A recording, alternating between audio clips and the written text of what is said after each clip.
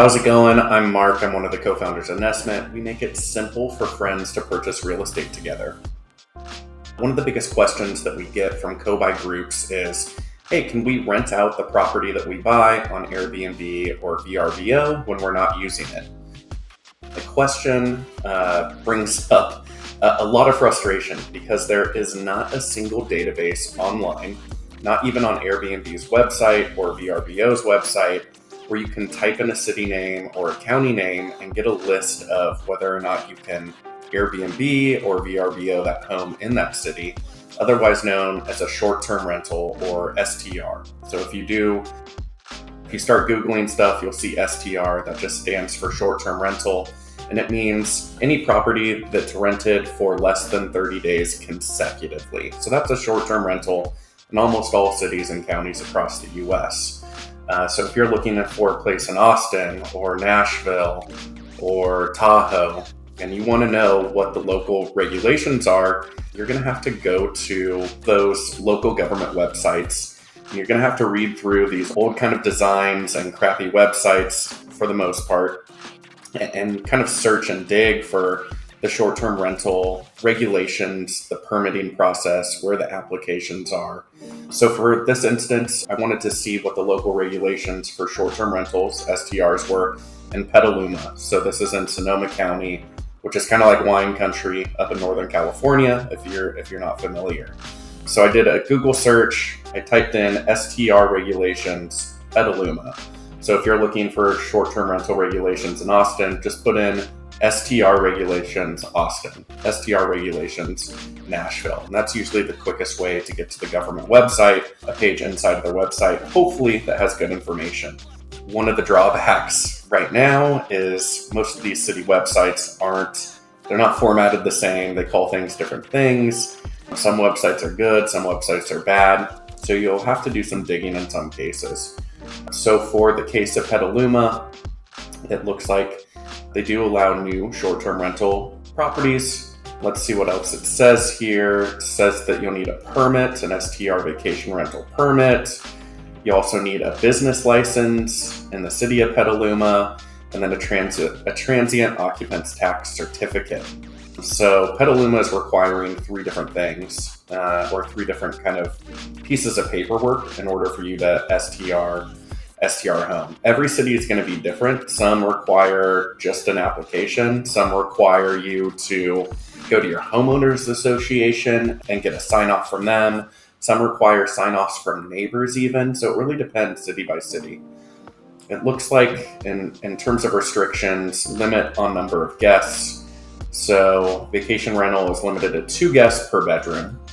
Maximum length stay is 29 days. That's pretty common for short-term rentals across the US, city by city. It looks like they have a parking requirement as well. So 3 on-site parking spaces.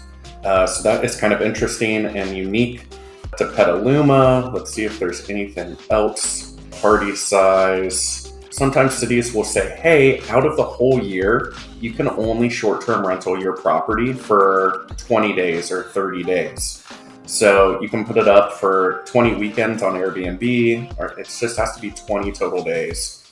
Oh, it looks like just what I was talking about. Non-housed units are limited to a total of 90 days of rental per calendar year. So if you and your group wanted to get a house in Petaluma and you wanted to generate cash from it as a short-term rental on Airbnb or Vrbo, you can only do that for 90 days out of the whole year. So you can expect to generate revenue 90 days out of the calendar year.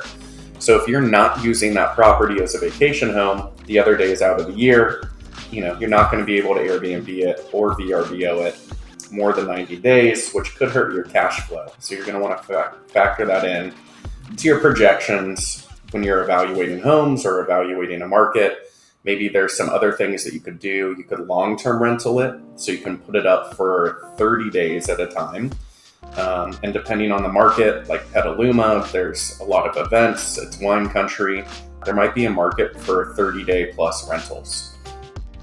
I want to show you just digging. It's kind of crazy. If you dig into Airbnb, they don't have a single database where you can type in a city and get the local list of regulations. This is what I found. I went to their resource center where I was hoping to find a database or an area I could type in a city. I did find a link to the Airbnb Help Center, posting requirements in their country, state, county, or city. I then click that link. I get a bunch of other rules for different areas in North America. See the one for United States, so I click that and I scroll down even further,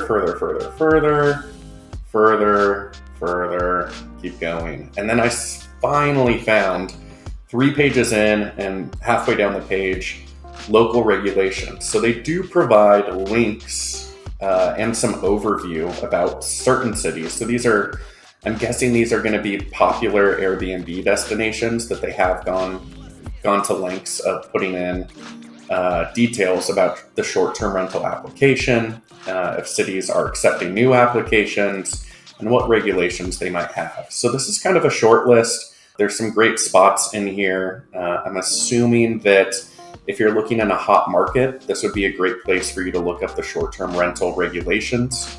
Let's just go ahead and say I found one down here that's Northern California for Truckee.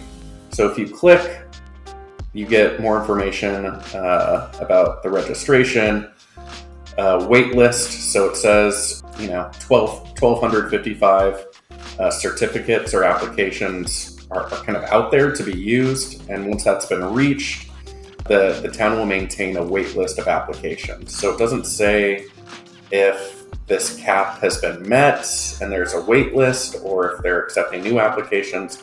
So I'll have to go to Truckee's city website and then find their short-term rental regulation page, see if they're accepting new applications, or I'll have to call them, depending on how good the website is. You'll get some operating requirements here, taxes and fees, but I'm still not seeing, is Truckee actively accepting new applications? So I'm still gonna have to go click this link and hopefully they'll tell me more. Of course, I get an old school website, waitlist process, opens June 13th. So it looks like they do have a wait list. This is looking pretty extensive here. So I would say just in a quick scroll that they have capped out their allowable Airbnbs and VRBOs in Truckee, and now there's a wait list that you have to join.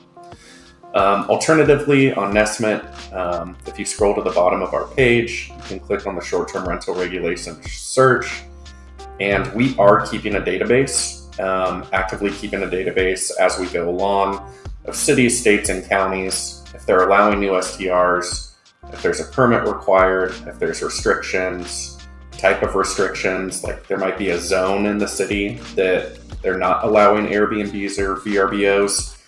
Something like that is kind of common. And then a government website link and a permit link. So if one of your cities that you're interested in is not on Airbnb, on this local regulations list, you can check out our website and our growing database. We're always adding to it. So hopefully this gives you an idea. Unfortunately, there's not a single website you can go to get a straightforward answer.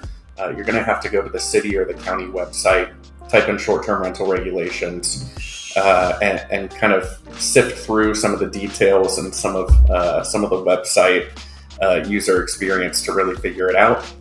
If in doubt, I typically call the city or the county directly with the contact info that they give, and hopefully if the county is not backed up, they'll give you a call back immediately. Sometimes they'll even pick up on your first try. But this is a really important part of the co-buying process.